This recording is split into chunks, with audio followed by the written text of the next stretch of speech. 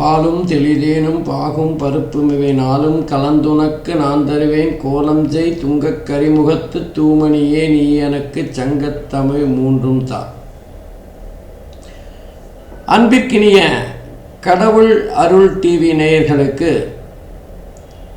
Kalvadangam doctor Satyanarayana Sharma பேசுகிறேன். வணக்கம். இன்றைக்கி நம்ம குரு அதிசார பயிற்சி பற்றி பார்க்கலாம். வழக்கமாக குரு பகவான் ஒரு ராசியில் 12 மாதம் சஞ்சாரம் செய்வார். இப்போ மிதுன ராசியில் சஞ்சாரம் செஞ்சுட்டுருக்கார். ஆனால் திடீர்னு அக்டோபர் 18 தன்னுடைய சஞ்சாரத்தில் வேகத்தை கூட்டுகிறார்.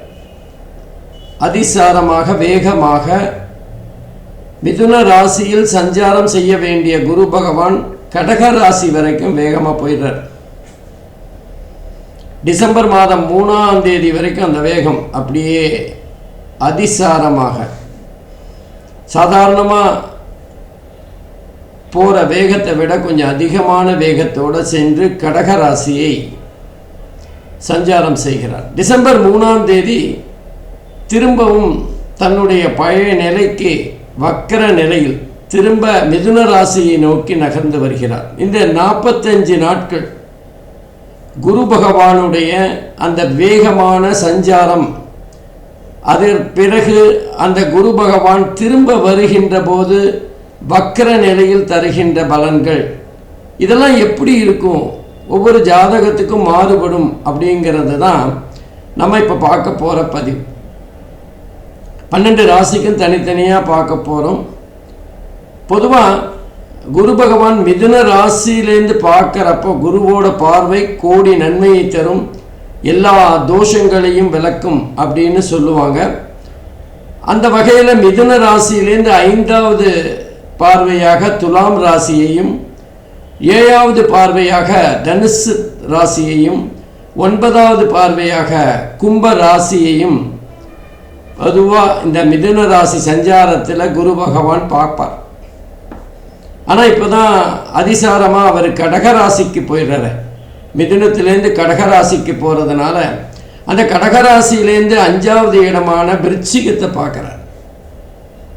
7வது ராசியான மகரத்தை பார்க்குறார். 9வது ராசியான மீனத்தை பார்க்குறார். அப்போ அந்த குருவோட பார்வை சற்று மாறுபடுகின்றது. குருவோட அந்த வேகமான அந்த நகர்வு அப்படிங்கிறது சற்று மாறுபட்ட பலன்களை தரும். இதுவரைக்கும் மிதுன ராசியிலேருந்து சஞ்சாரம் செய்து பலனை தந்து கொண்டிருந்த குரு பகவான் ஒரு 45 நாட்கள் கடகராசியிலேருந்து தன்னோட சஞ்சார பலன்களை தர இருக்கின்றார். இந்த மாறுதல்கள் எப்படிப்பட்ட பலனை 12 ராசிக்கும் தரும் அப்படிங்கிறதான் இப்போ நம்ம பார்க்க போகிறோம். வாங்க ஒவ்வொரு ராசியாக பார்க்கலாம். அன்பிற்கினிய மீன ராசி அன்பர்களே, உங்களுடைய குரு அதிசார பயிற்சி பலன்கள் எப்படி இருக்குது அப்படின்னு பார்க்கலாம். அக்டோபர் 18ஆம் தேதியிலிருந்து டிசம்பர் 3ஆம் தேதி வரை குரு அதிசாரமாக மிதுன ராசியிலேருந்து கடகராசிக்கு போய் திரும்ப மிதுன ராசிக்கு வரப்போகிறார். இதில் 23 நாட்கள் அதிசாரமாகவும் 22 நாட்கள் வக்கர நிலையிலும் பலன் தருவார். அதிசாரமாக சஞ்சாரம் செய்கின்ற அந்த நாட்கள் மீன ராசியை பொறுத்தவரை எப்படி இருக்கும் அப்படின்னு தான் இப்போ பார்க்க போகிறோம். மீன ராசியை பொறுத்தவரை இதுவரை 4வது வீட்டில் குரு பகவான் சஞ்சாரம் செய்து கொண்டிருந்தார். இப்போது 5வது வீட்டில் சஞ்சாரம் செய்ய போகிறார். அந்த 5வது வீட்டு சஞ்சாரம் என்பது மிக அற்புதமான பலன்களை தரக்கூடியது. அதுவும் குறிப்பாக 4வது வீட்டை விட 5வது வீடு குரு பகவானுக்கு சிறப்பான இருப்பிடமாக பார்க்கலாம்.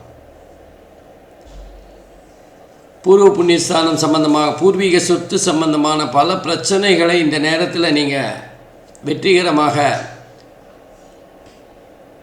செயல்படுத்த போறீங்க. அதே நேரத்தில் ரொம்ப நாளாக நமக்கு திருமணத்துக்காக காத்திருக்கோம் அப்படிங்கிறவங்களுக்கு திருமணமாகக்கூடிய காலகட்டம் இது. 30 வயசு ஆச்சு, ரொம்ப ஜாதகம் பார்த்தாச்சு, சரியாக ஒன்றுமே அமைய மாட்டேங்கிறது. நமக்கு பிடிச்சா அவங்களுக்கு பிடிக்கல, அவங்களுக்கு பிடிச்சா ஜாதகம் சேரலை, ஜாதகம் சேர்ந்தால் அப்பா அம்மாவுக்கு பிடிக்கல, எல்லாருக்கும் பிடிச்சா சம்பளம் சரியில்லை. இந்த மாதிரி பல குளறுபடிகளுக்கு விடிவு காலம் பிறக்கும். திருமணம் கைகூடி வருகின்ற அந்த சுப நிகழ்ச்சி மங்கள ஓசை கேட்கின்ற நாள் வெகு விரைவில் ஏற்படும். அதற்கான தீவிர முயற்சிகளை இந்த குரு அதிசார காலகட்டத்தில் நம்ம எடுக்கணும். அதே நேரத்தில் குருவோட பார்வை அப்படிங்கிறது கடகராசியிலேருந்து 5வது பார்வையாக 9வது வீடு, 11வது வீடு மற்றும் 1வது வீட்டை பார்க்குறார். மீன ராசியை பார்க்குறார், விருச்சிக ராசியை பார்க்குறார், மகர ராசியை பார்க்குறார்.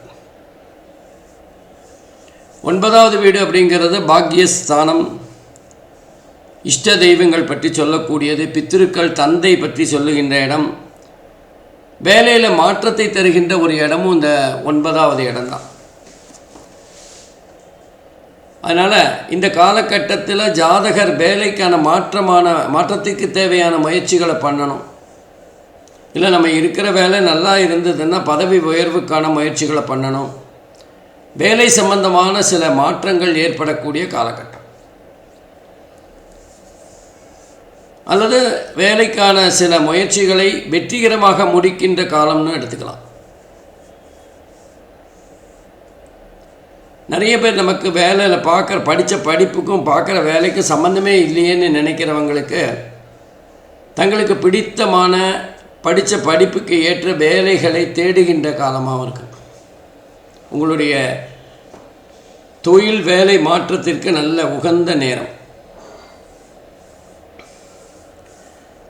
அது மாத்திரம் இல்லை, சில பேருக்கு நம்ம ரிட்டையர்ட் ஆகி 2 வருஷம் ஆச்சு, இன்னும் எனக்கு பெனிஃபிட் எல்லாம் வரலை, நம்ம ரிட்டையர்மெண்ட் பெனிஃபிட் எல்லாம் வரலை அப்படின்னு கவலைப்பட்டுருக்கவங்களுக்கு அந்த சந்தோஷமான செய்தி வருகின்ற நேரமாக இருக்கும். இப்போ உங்களுக்கு நீங்கள் 2 வருஷம் பட்ட கஷ்டங்களுக்கு விடிவு காலம் பிறக்கும்.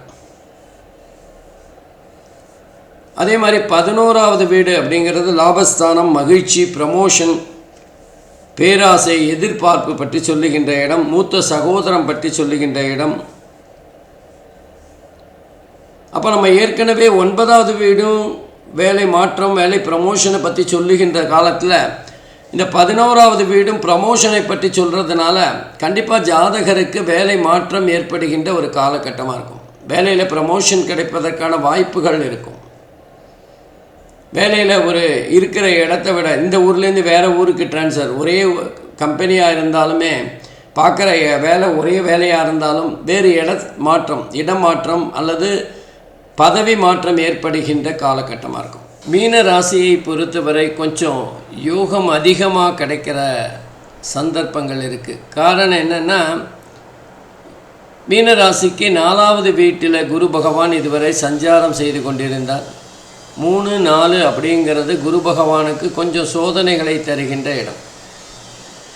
அந்த வகையில் இப்போ 5வது வீட்டில் சஞ்சாரம் செய்து பார்வைகளை மாற்றி அமைத்து கொண்ட காரணத்தினால் குரு பகவான் மீன ராசிக்கு நல்ல பலன்களை தரப்போகிறார். கெடுபலன்லேருந்து ஓரளவுக்கு முன்னேற்றமான பலன்களை மீனராசி அன்பர்கள் பெறப்போகிறார்கள். அதுவும் மீனராசியை பொறுத்தவரை 9, 11, 1 ஆகிய இடங்களை பார்க்குறது பாக்யஸ்தானம், லாபஸ்தானம் மற்றும் ஜாதகருடைய லக்னம் அல்லது ராசி ஆகிய இடங்களை சொல்கிறதுனால ஜாதகருடைய எண்ணம், செயல்பாடு எல்லாமே வெற்றியை நோக்கி நகருகின்ற சூழ்நிலையை பார்க்கலாம். பாக்யஸ்தானம் அப்படிங்கிறதுனால ஜாதகருக்கு தொழில் ரீதியாக, வேலை ரீதியாக ஏதாவது ஒரு மாற்றம் ஏற்படுகின்ற சூழல் இருக்கும். அது மாத்திரம் இல்லாமல் ஜாதகருடைய மகிழ்ச்சி, லாபம், வரவேண்டிய பணம், வேலையில் இருந்தால் ப்ரமோஷன் போன்ற நிறைய விஷயங்களில் இந்த காலகட்டத்தில் எதிர்பாராத சந்தோஷ செய்தி கிடைக்கும். ரொம்ப நாளாக நமக்கு ப்ரமோஷனே இல்லையேன்னு ஒரு வருத்தத்தில் வேலையை விட்டுலாமா இல்லை வேலையை மாற்றலாமா அப்படின்னு நினச்சி கொண்டு இருக்கவங்களுக்கு ப்ரமோஷன் வரக்கூடிய வாய்ப்பு இருக்கும். அல்லது வேலை மாற்றுவதன் மூலமாக அவர்களுக்கு இன்னும் கொஞ்சம் நல்ல சம்பளம் அதிகமாக கிடைக்கிற ஒரு வேலைக்கு போகக்கூடிய வாய்ப்பு இருக்குது. அதே நேரத்தில் ஜாதகருக்கு இதுவரைக்கும் நம்ம கிட்னி சம்பந்தமான பிரச்சனைகள், சரும நோய் பற்றி சில பிரச்சனைகள் இதெல்லாம் இருந்திருக்கும். அதெல்லாம் இப்போ சிகிச்சை செய்யப்பட்டு சரி செய்கின்ற ஒரு காலமாக அமையும். அதே மாதிரி காலில் பாதம் அல்லது கணுக்கால், முட்டி போன்ற இடங்களில் இருந்து வந்த வலி குறையக்கூடிய காலகட்டமாக இருக்கும். மொத்தத்தில் ஜாதகருக்கு மீன ராசி அன்பர்களை பொறுத்தவரை மிக அற்புதமான பலன்களை பெறப்போகிறார்கள். நம்ம ரொம்ப நாளாக ஒரு ஒத்த தலைவலி இருக்க, நமக்கு இந்த தலைவலி ரொம்ப தீராத, நமக்கு நிறைய சந்தர்ப்பங்கள் வரும்போது சரியாக பயன்படுத்த முடியாமல் இந்த தலைவலி பாடாப்படுத்துறதே அப்படின்னு கவலைப்பட்டு கொண்டு இருக்கிறவர்களுக்கு, மீனராசி அன்பர்களுக்கு இந்த காலகட்டத்தில் அந்த தலைவலியிலேருந்து விடுபடுகின்ற அல்லது அதற்கு சரியான ஒரு மருந்தை உபயோகப்படுத்துகின்ற சூழ்நிலை உருவாகும். தலையில் ஏற்பட்ட பிரச்சனைகள் அல்லது மூளை சம்பந்தமான பிரச்சனைகள் எல்லாத்துக்கும் விடிவு காலம் இந்த 45 நாட்களில் நீங்கள் முயற்சி செய்தால் நடக்கும். ஆனால் நம்ம முயற்சி பண்ணணும். முயற்சி பண்ணால் நிறைய விஷயங்களை சாதிக்கக்கூடிய காலகட்டமாக இது இருக்கும். அது மாத்திரம் இல்லாமல் மீன ராசியை பொறுத்தவரை 5வது வீட்டில் குரு பகவான் சஞ்சாரம் செய்கிறார். குழந்தைகள் விஷயத்தில் நல்ல செய்தி வரும். குழந்தைகளோட முன்னேற்றம் சந்தோஷத்தை தரும். நம்முடைய குழந்தைகள் வெளிநாடு சென்று படிக்கணும், வெளிநாடு சென்று வேலை பார்க்கணும் அப்படிங்கிற ஆசைகள் இருக்குமே, ஆனால் அதெல்லாம் நிவர்த்தியாகிறத பார்க்கலாம். சில பேரோட குழந்தைகளுக்கு காதல் திருமணம் செய்து வைக்கின்ற ஒரு சூழ்நிலையும் ஏற்படும். திருமணம் நடக்கக்கூடிய வாய்ப்பு ஏற்படும். பூர்வீக சொத்து சம்பந்தப்பட்ட பிரச்சனைகளுக்கு ஒரு முடிவு காலம் வரும். ஆகவே இந்த காலமானது மீனராசி அன்பர்களுக்கு மிக மிக சிறப்பான 5 ராசிகளில் மீன ராசியும் ஒன்று. இந்த நேரத்தை அவர்கள் சரியாக பயன்படுத்தி கொள்ள வேண்டும். நன்றி, வணக்கம், வாழ்க வளமுடன். கடவுள் அருள் டிவியை பார்த்தமைக்கு நன்றிகள். மேலும் இது போன்ற தகவல்களை தெரிந்து கொள்ள கடவுள் அருள் டிவியை சப்ஸ்கிரைப் செய்யுங்கள். மறக்காமல் பெல் ஐக்கானை கிளிக் செய்யுங்கள்.